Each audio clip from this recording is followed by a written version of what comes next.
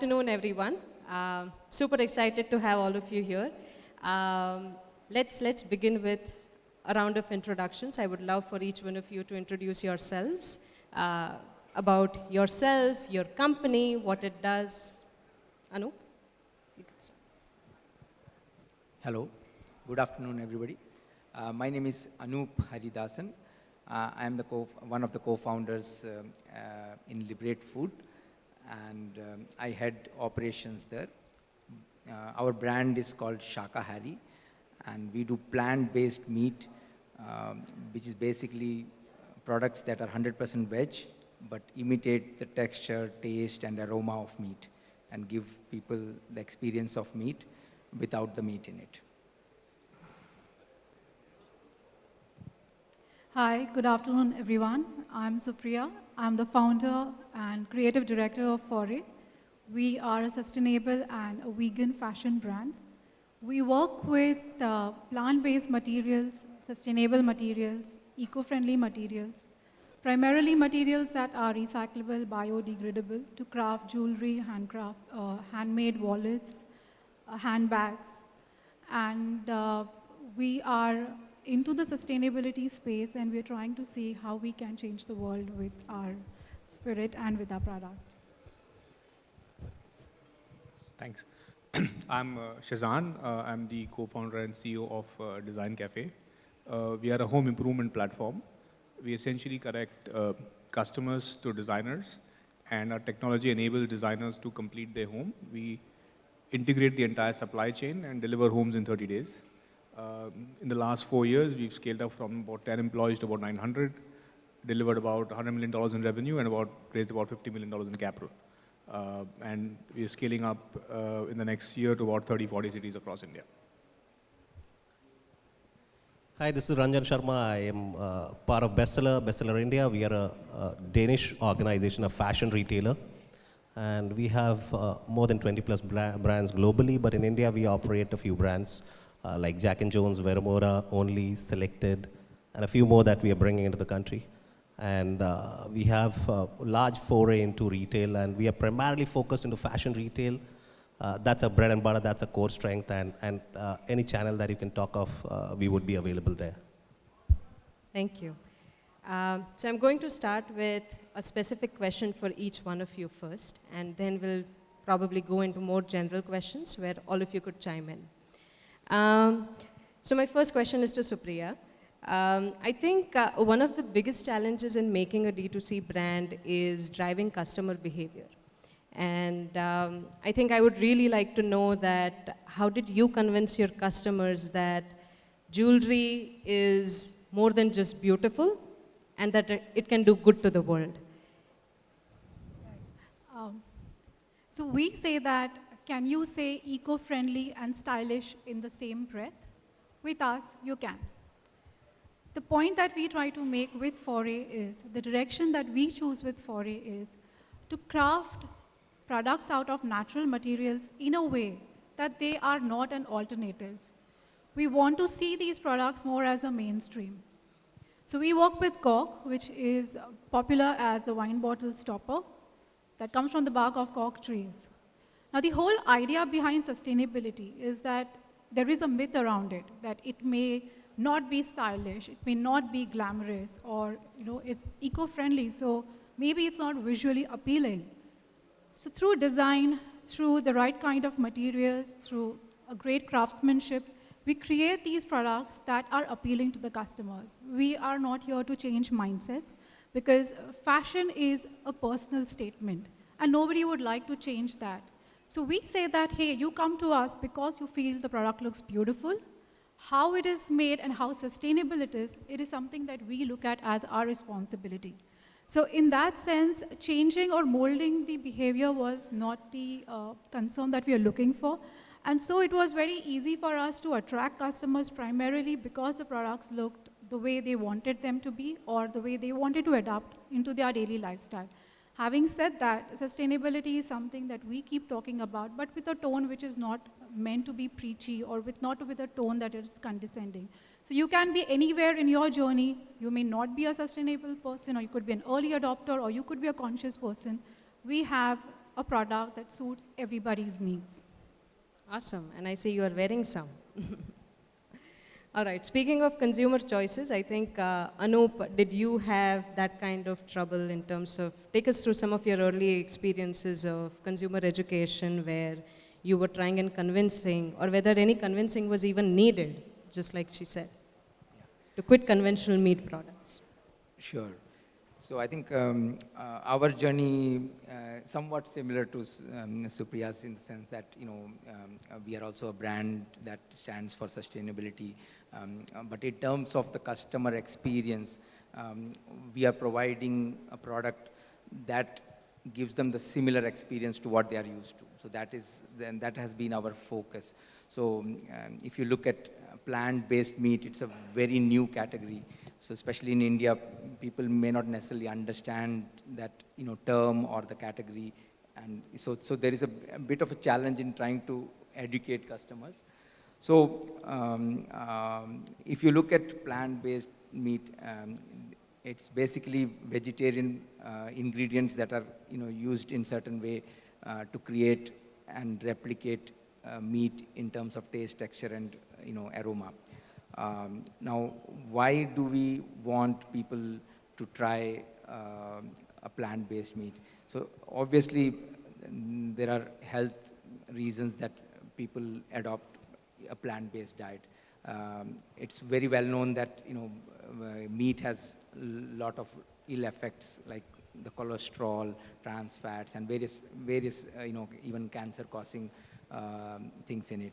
So switching to a plant-based diet, even if it is a part of your diet, that has a huge impact in terms of your health. Now, similarly, there is a very strong sustainability motive in adopting a plant-based diet, even if it is a part of your diet. So the way we look at it is that if you look at animal agriculture, basically we grow crops and then we feed them to the animals and then we extract the protein from them. So it's a very inefficient way of getting protein. So the basic principle is that we want to cut the middleman out completely. We go directly to the plant and get the protein. And that way we minimize the impact on the environment. So there is a huge amount of resources that go into animal agriculture in terms of the land use, the amount of water and resources that are used, and even the greenhouse emissions are extremely high. So this is the kind of broad reasons why plant-based meat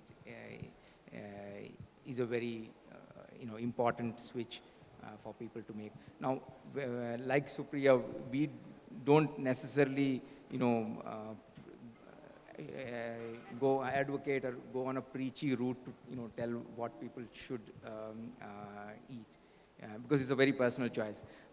So what we have done is we have focused on the product. So we have a very strong R&D team, and we are able to create products that replicate the experience.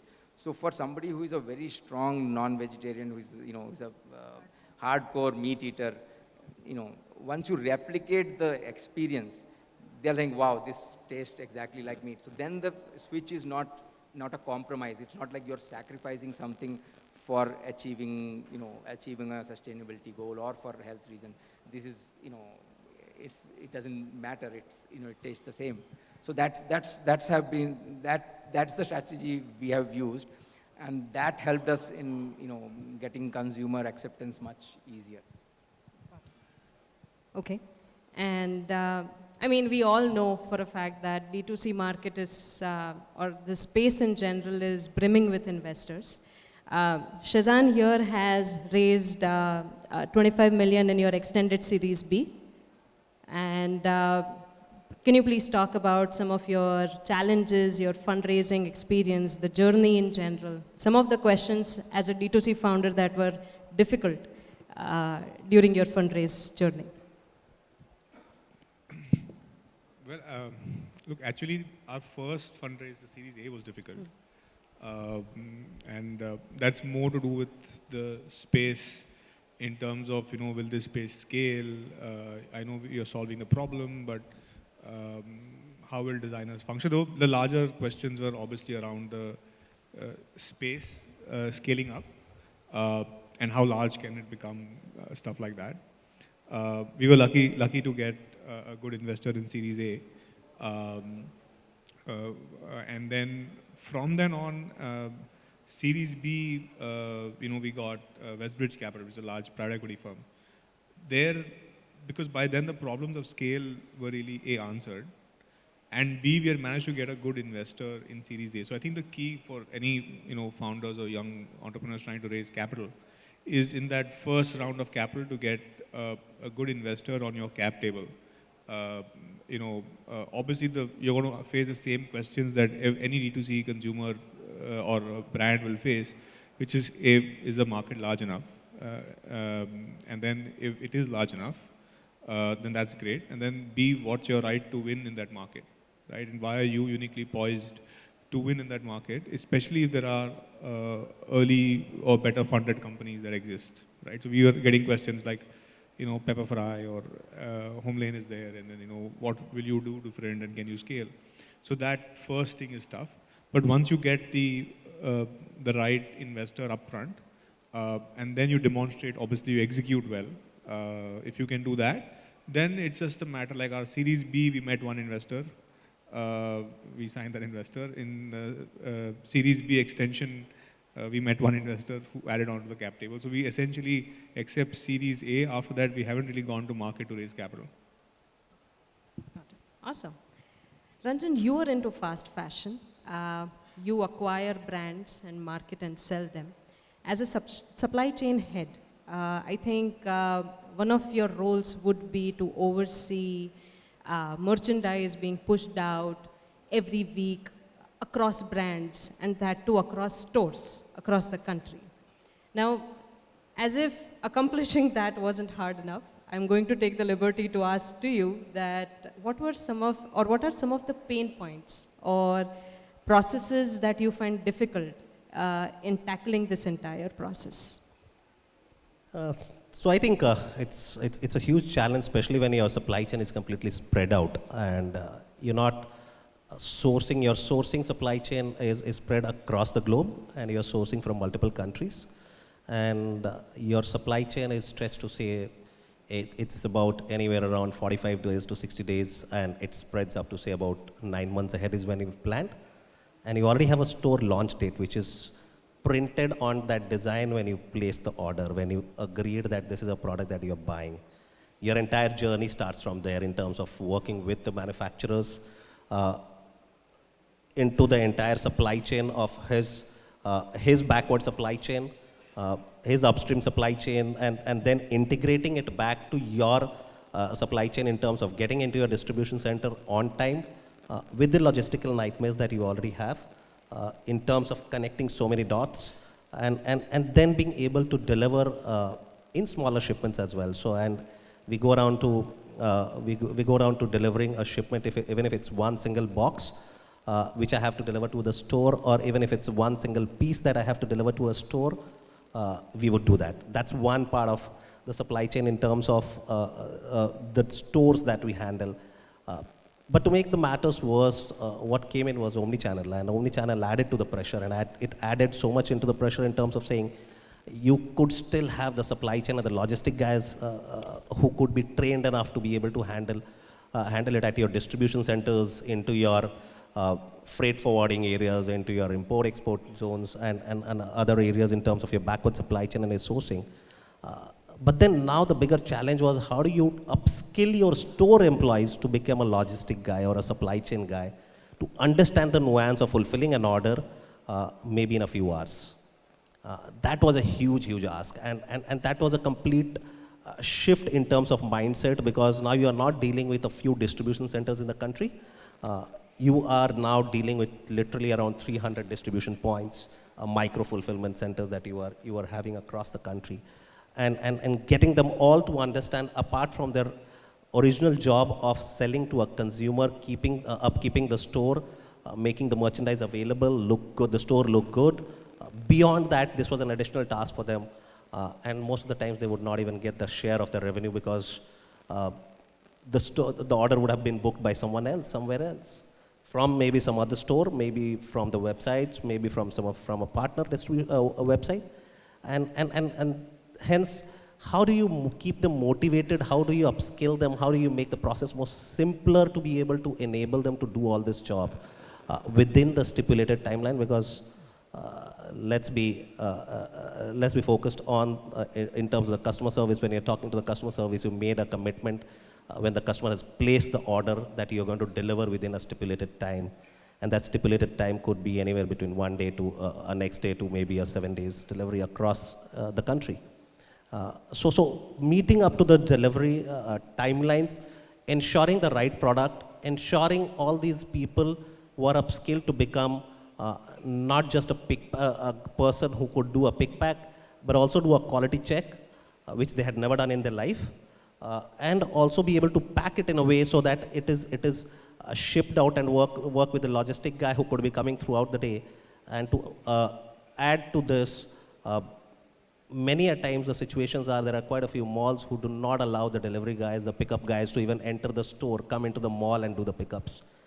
So deliver the packet maybe in the parking or the pickup area every time whenever there is an order which is coming in, and hand it over to the guy there. So the entire logistical challenge was a nightmare, but thankfully we've been able to do a fair bit of justice to the way how we scale this up, but the job is still not done, because now supply chain is becoming much more, the ask is becoming much more bigger. I really don't know, do the customers actually need fashion in an hour or 2 hours, but obviously we are all striving towards it. That's a talking point, because 10 minutes of food चाहिए, पता नहीं किसको चाहिए, कितने लोग उसमें मरते हैं पता नहीं है, but people want it, and just because people want it, a few people want it, we are creating those services, and at the cost of what is something that we always need to keep going back and asking ourselves. But yes, these services in some way or the other we will have to create, and we'll have to deliver to those services. Got it. So moving on, I think in the past couple years, I think in terms of the D2C space in general, we've seen many great successes, like brands that have really made it, like Mamaearth, Sugar Cosmetics, Bombay Shaving Company and all. But what I really want to also focus, I think I've been like attending too many panels now, and which is why I also want to talk about failures. So many have failed in this D2C space. I want to know from each one of you that what kind of elements in terms of your growth and business operations worked for you as a business owner. Anyone can take it. So That stops us from failing? Sorry? I mean, is the question that what works for us that stops us from failing? Is that the question? Yes, in your field. Well, I guess the biggest thing will be market size, right? I mean, if you're solving a problem that is too small, so most D2C brands that have failed because the markets have been small, or the execution hasn't been quite strong enough, the brand proposition has been strong enough, right? So from our perspective, we are very, very clear that the market, I mean, the potential needs to be $1 billion in revenue. And then post that, it's just about, are you executing on the right parameters? As a startup, you typically have 50 ideas to chase every morning, right? We all get up with many things to chase, many new products that you want to start launching at the same time. But I think, you need to be focused on those 2 or 3 products that will really drive growth and customer proposition, because all the other products may feel that they will, but they probably won't, or not at the right time. So just keeping that focus on the 2 or 3 products or strategies that will get you growth is important in my sense. What I would say is that sometimes you start a category and you want to focus on it. So we started our journey with saying that we wanted to focus largely on handbags that were made from natural materials. We launched in the middle of 2019, and in a couple of months, we were hit with COVID. Now, as a product category, we were aware that when customers do not step out, the propensity to buy a category like that may be largely reduced. And that's where we completely shifted and concentrated and focused more on building our jewelry platform. We were already doing that, but it was supposed to be an introduction to the brand. But this completely took over, and that helped us save the day. The point is that we started, while we were doing the foundation, while we were creating the foundation of our company, we were hit with something which completely changed us, taught us how to be nimble, taught us how to be agile, taught us the idea that you have to take it and then think out of the box and come back to it with a different proposition. And for us, that really worked. Because we were, every month we were featured by all the leading fashion magazines. We are talking about a category which is completely innovative. We are talking about jewelry where in India people have an affinity towards metals like gold and silver, and we are now launching totally something different. The focus was obviously on designs, trying to portray natural materials in their authenticity. When celebrities started using our products, that's when it started giving a proof of concept or a validation that, hey, this is working. And so when there will be failures, but it's also about how we react to them, and sometimes we may have to think totally different from what we really wanted to start with, and then bring back the focus to, again, creating a larger or a different kind of a category. So we started with a focus on women's category. During the last 2 years, when men's grooming as a section started blowing up, we focused on creating jewelry for men. And that, again, has seen a great traction. And that was something which we were taken back by surprise, actually. And so, yeah, I mean, you know, the only metric to success is how you adapt to it. I think, yeah, our experience is somewhat similar. What I would say is that as a startup, the most important thing is to be agile and be able to change very quickly, and that's something startups inherently have, and that is what we should exploit, because large organizations do have a lot of difficulties in changing quickly. And being a small team, and the ability for us to quickly change direction is a very important skill and ability that so that for us that has helped us a lot. We are able to experiment very quickly, what works, what doesn't work, change things, turn around things, and we do experiment with low cost. So, the thing what we try to do is like you fail fast and fail cheap. So as long as the failure cost is low, we can afford to do a lot of experiments. And that's what we have been doing, so we, because it's a new category, we are always trying to see what's working, what's not working. So we realized very quickly that, when somebody tries our product, they get a very great response. So we realized that, okay, we have to induce more trials. So we then changed our strategy to make our product available across multiple channels. So we sell through our website, we retail through online partners, we retail through brick and mortar stores, and now we are also doing a hot serve, cloud kitchen service where customers can try plant-based meat very easily. So that's my learning. Ranjan? So for us, it was very different. So we had different kind of challenges. Our brands were already established. We were a global part of a global fashion house, and we were already about 40 years old brands. Some of our brands, at least one of our brand. And for us, the challenge was how do we stay aligned to our global DNA? How do we stay aligned to the way how it looks globally? Because we were representing the brand and we had certain restrictions, certain guidelines that we had to follow. Still be Indian, still be present in and deliver in a way how we as Indians would love to buy, and still be aligned to the DNA of a global brand DNA. Apart from that, the key piece was also about the brand presence, which was already strong, but beyond that, our supply chain was not geared up. Our whole technology was not geared up to be able to deliver this.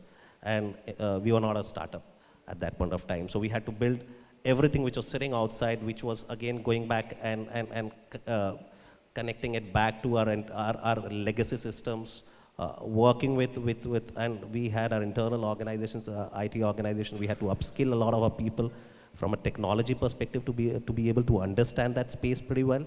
And the challenge was the pressure on us, at least when I started that business, was we were given a mandate that in a few years I should be at least delivering about 5% of the overall business. So that challenge was already big because my other businesses were pretty large at that point of time. So I had to do two things. One is in terms of the growth, which I needed to manage, staying within the restrictions and boundaries of the brands. On the other hand, manage the tech part, which was a challenge, but we figure out ways and means to be able to, because there were a lot of partner ecosystems that we leveraged. And the supply chain we started, and thankfully we handle our own supply chain, our logistics, our own distribution center, because that helped us to be able to scale and respond and change course pretty fast. So that became a strength. So at least we had that mindset from a technology perspective. The product piece was already very strong for us.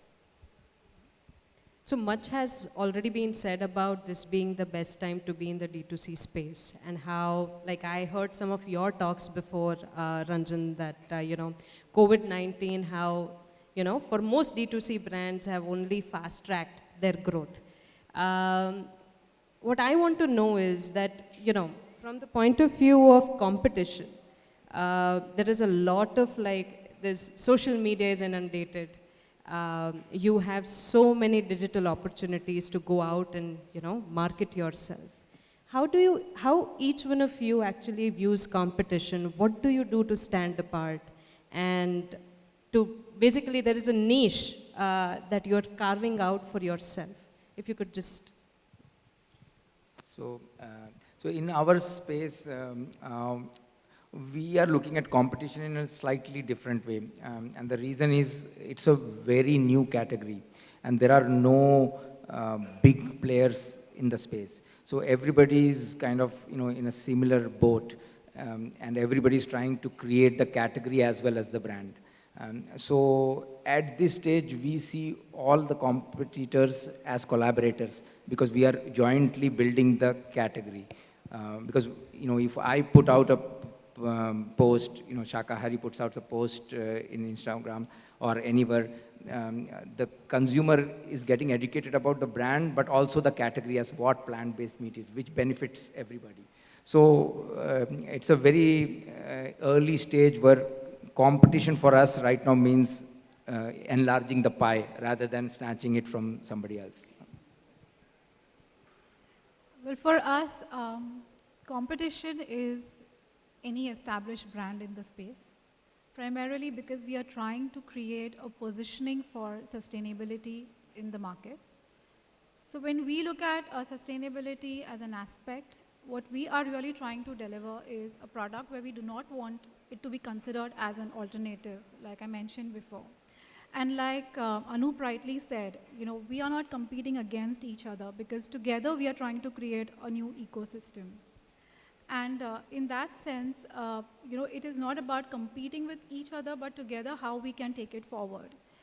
For us, it's a product which is a fashion product, but yes, it delivers more. It also takes care of the planet.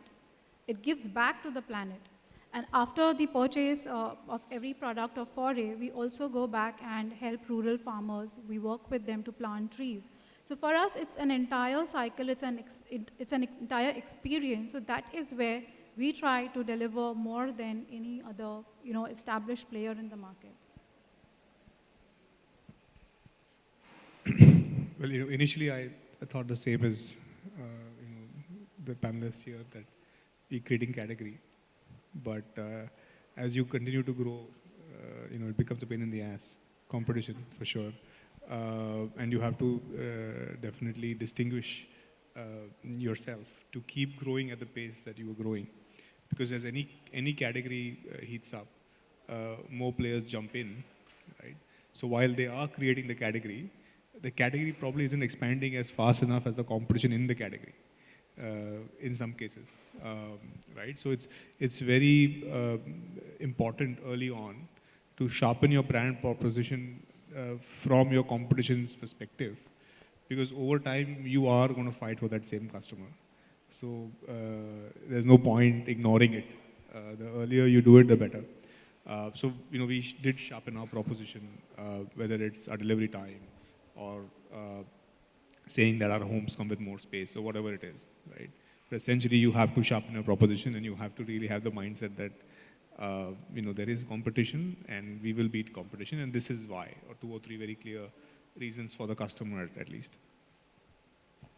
So I think for us, competition was also, in one way, so we need to understand what is the size of the premium fast fashion market, and what is the size of the audience that's there in 138 crore population that we have in the country. It's a very, very small size of customer who is actually, and especially for our brand TG, where our brand TG for only is about, it starts at 16, at the age of 16, and it ends up at about 22, 24. For Vermora and Jack & Jones is about 22 is what it starts at, and it ends up at around 30. That TG, the biggest differentiator that one could create is the product. That's the only way that you could keep getting your customers back. And how do you create a niche in the product space? Because, and each of our brands, we had a different thought process in terms of saying, so if somebody talks about Vermora, what is it that they would want to come back to you for? It has to stand for, it will, though it delivers an entire wardrobe, but it will not stand for everything and anything in a woman's wardrobe. It needs to stand for a particular product category. Similarly, if somebody is talking about Jack & Jones, it has to stand for a product category. And when somebody is thinking about denim in men's, they definitely should be thinking about Jack & Jones. And that's where we will create the differentiators, and that's where the innovation will keep coming back. And that was our talking point. That was the clear differentiation that we were trying to create from the market. And we've been able to create a niche in that space where if you're talking about denim, people will first try and go explore whether on the marketplaces or on our own brand websites. They would love to go and explore what are the new products. And imagine we are continuously feeding in from a product perspective, because we are not very, very huge fan of loyalty as a program, because our loyalty to the, we believe our customers' loyalty is more towards the product, towards the fashion, towards the trend that we bring to them. And if we keep innovating and if we keep delivering to the promise of delivering trend, just giving an example, one of the new things that we did very recently, in fact last year we launched, was something called Jack & Jones Unmatched.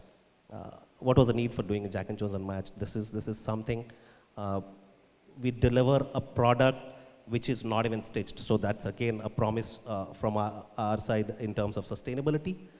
We only have the fabrics available with us and the trims. When you place the design, and it's a very, very high trend product, when you place the order, it is stitched and delivered to you within 15 days. And that's a promise, because that's where we are trying to say, we will give you a very, very high trend product, which is a customer who wants to stand out in the crowd and say, hey, I am wearing something different.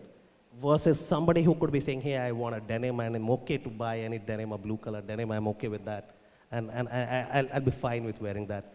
Who could come to a Jack & Jones, but somebody going into an Unmatched would want to stand out. So we are trying to create those differentiations from the product, and the customer journey as well, even on the website, is very, very different, because we tried out a virtual shopping experience almost about a year back. Last year is when we launched, 15th of August is when we launched a virtual store for Jack & Jones Unmatched, where it's about going as if you are walking into a store, completely gamified. You pick up a product, you are able to personalize it, you are able to do some amount of customization on top of it, and then you are able to get it in different sizes and for yourself. Like imagine denims, normally we will do on all even sizes, but here you could have different odd sizes as well. Not all of us, our waist sizes are going to be even. We will need those odd sizes as well. A lot of us will be odd sizes. And how do we cater to that customer? So those are the promises that we are trying to deliver from a product, and then building it back into the customer journey and identifying those needs, and then building it back into the customer journey to be able to deliver to them.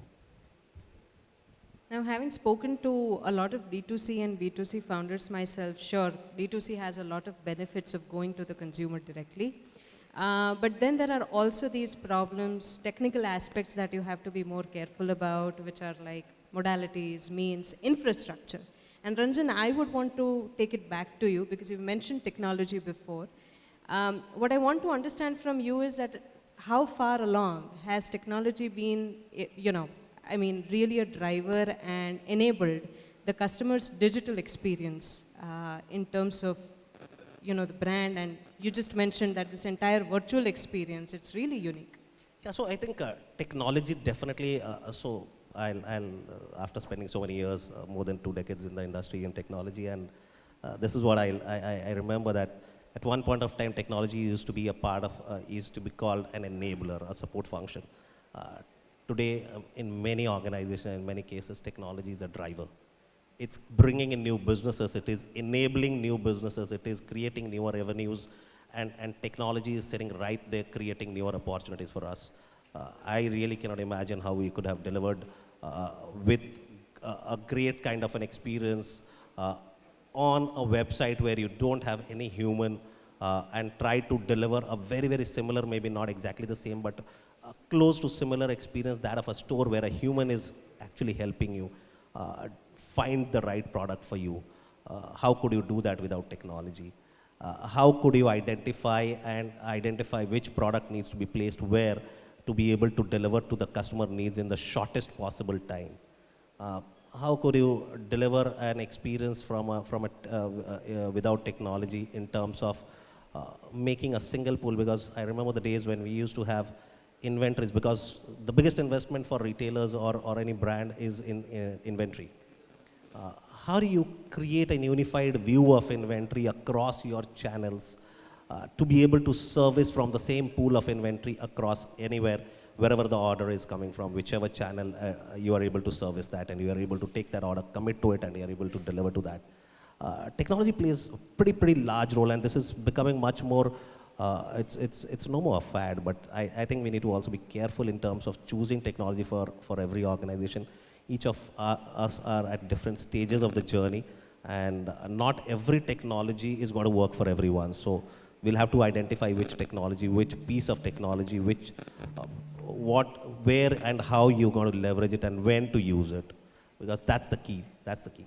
Got it. Shezaan, you have been using 3D and virtual aspects to actually showcase your designs. I think that moving on, I would want each one of you to pull out those specific examples when you talk about technology and your business. Yeah, I mean, we couldn't have done without tech. So, for us, the core is either technology that allows people to walk inside their home. Because in our case, you can't really, if you're doing a traditional home, then you're able to see the carpenter make it in your house, and then, it progresses. Our homes are all flat packed. So you don't see anything until it's done, really. And you can't go back and you're ordering something worth 7 lakhs or 8 lakhs. So the tech that allows you to visualize or walk inside your home needs to be pretty strong. So that's obviously important. We also, we have tech that, so typical designer would take maybe a week to design a house. Our tech allows them to do it in like a few hours. So that again, with dynamic pricing, so you're designing as you design the software prices. So tech changes the whole journey, right? For a consumer, it takes now only a day or less than a day. It also powers operations, right? So when we launched Design Cafe, we were delivering a house in 90 days. Now it's 30 days, and we want to do it in 2 days. So obviously, the more and more tech gets into it, and it's tech is like vast. So we are digital led right from day one, and being digital, what it gives you is the power to have intelligence and to choose actions based on that intelligence. So when I say this, what I'm saying is that we look at customer insights, we look at products that are being sold, and we can create iteratives of the same product, try and experiment with different price points, create a little bit of variation and see how that works. And this experiment is possible because we are digital. So it allows us to launch something faster, it allows us to reach customers sooner, Because we are digital, it gives us a reach. Today, one may say that, hey, because it's an innovative product, could be a very elite product, or could be restricted only to tier 1. The answer is no. It allows us to reach tier 2 and tier 3 cities, and we do have customers coming even from tier 2 and tier 3. So at the end of the day, digital has that power to take every action backed by the measurement and backed by the intelligence, and you know exactly where you are doing, what you are doing, and how you want to plan, and with the kind of marketing spends, and who is the right audience that you want to reach to. I think in our experience, I think technology helped us to understand our customers better and to kind of fine-tune the communication, faster.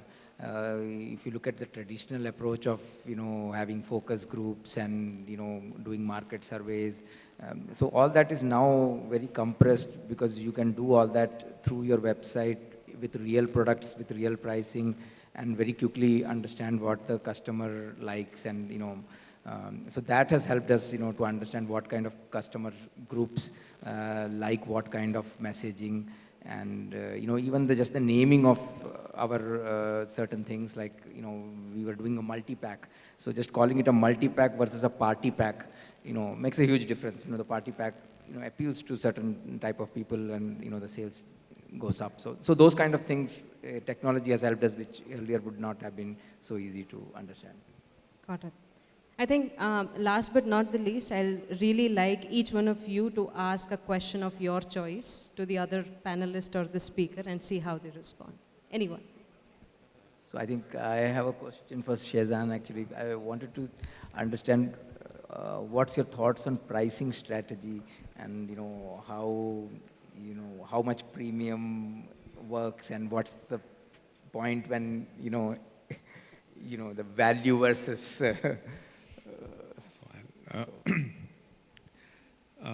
our views have changed in the last 4 years on this. Now I'm a firm believer that India में price is number one. Okay.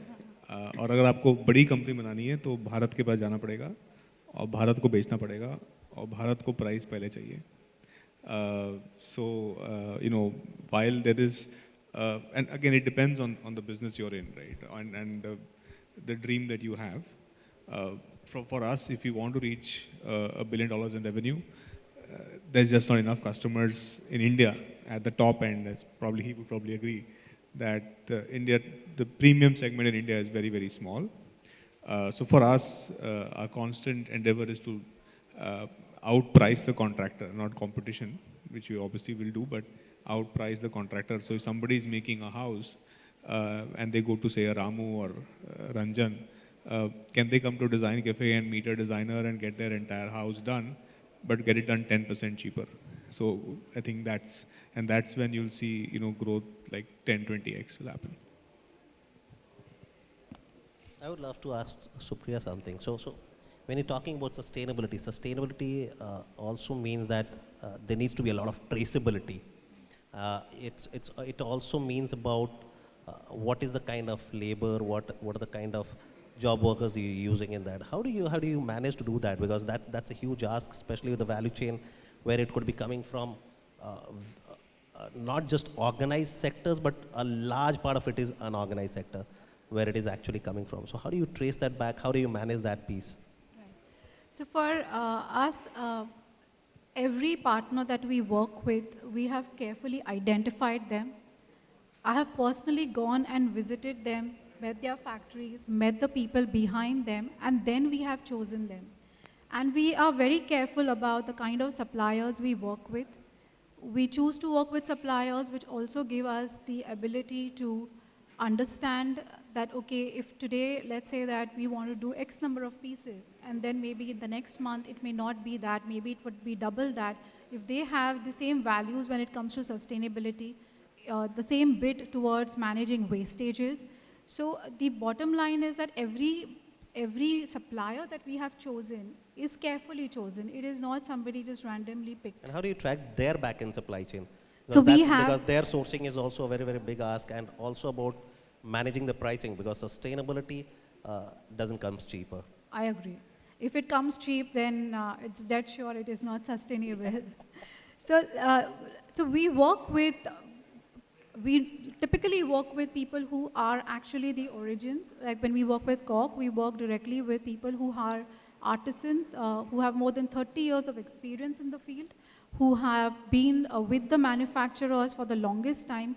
So every unit that we work with, we have a lot of dialogues. There have been times when we made them change their processes so that they can fulfill for us, only because we found that the quality was premium.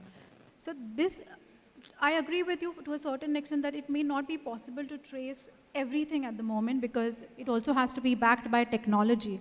But soon things will change, and for the smallest of the smallest things, yes, there has to be a little bit of a workaround. But for the materials or the components that form like 98% of our stuff, it is traceable. Thank you. I have a question for Anoop. So as you're building out your product, right? Is your thinking more local in terms of India, or are you thinking global, saying that hey, we could actually go global with our products? Yeah, so for us it is both domestic and global. So what we focus on is in the plant-based meat category globally, we want to represent the Indian taste and the Indian cuisine. So domestic, obviously, that is Indian anyways. But if you look at a global market, which is growing very rapidly, but there are not many or almost none in terms of the Indian cuisine. So that's what we are pitching for, and so the export is going to be a big part of our business. Yeah. Ranjan, I have this question for you. So when we talk about D2C and customers coming online to purchase, cash on delivery is something which is always seen as an enabler, but it also can be a demon.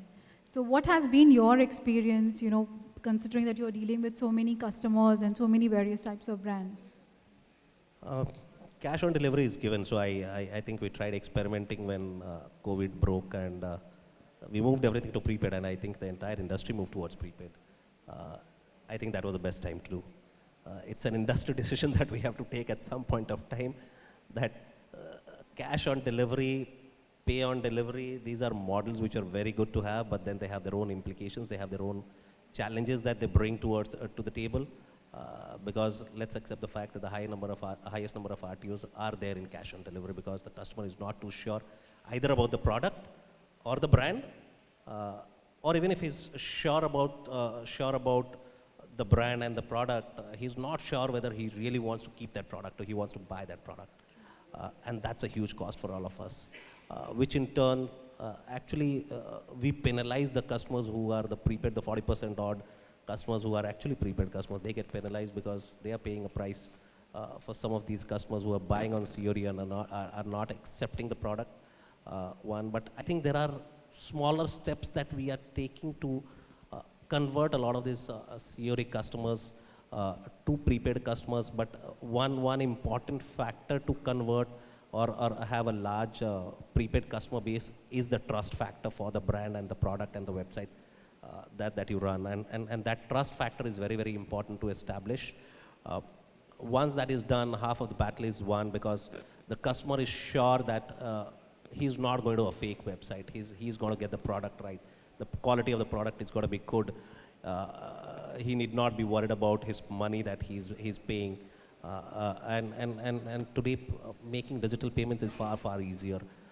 The way how it has become, you don't even need to have a credit card to make a digital payment, which used to be a huge bottleneck at one point of time. But today, you have so many more ways and means to make payments. So I think there has to be and it's not a one approach that can fit all. We are taking a couple of approaches which are helping us to improve that, converting a lot more COD customers to prepaid customers, more from the perspective of getting more of an assurance that this customer is good. The other pieces that we are also trying to bring in is also creating a lot of intelligence into our network, through which we are able to identify who are these customers who are COD customers and who are continuously not taking the products. How do you deal with them? Creating ways and means to be able to deal with them, because every time it cannot be that a customer who is always placing an order and COD, you send out the merchandise, you block your inventory, you pay up for the logistic cost, and then the customer doesn't accept it. Cannot go on and on and on. You need to identify these customers, and you need to find different ways to handle them. Maybe each of us will have our own ways to handle them, but there are a couple of ways that we are trying to identify. I really would not want to divulge the details for this, but yes, there are a few action items. But I think every product category has to figure out its own ways to be able to deal with these customers. All right, I think that's our time. Thank you so much, everyone. It's been lovely interacting with you. Thank you. Thank you, everyone. Thank you, everyone. Thank you very much. Thanks.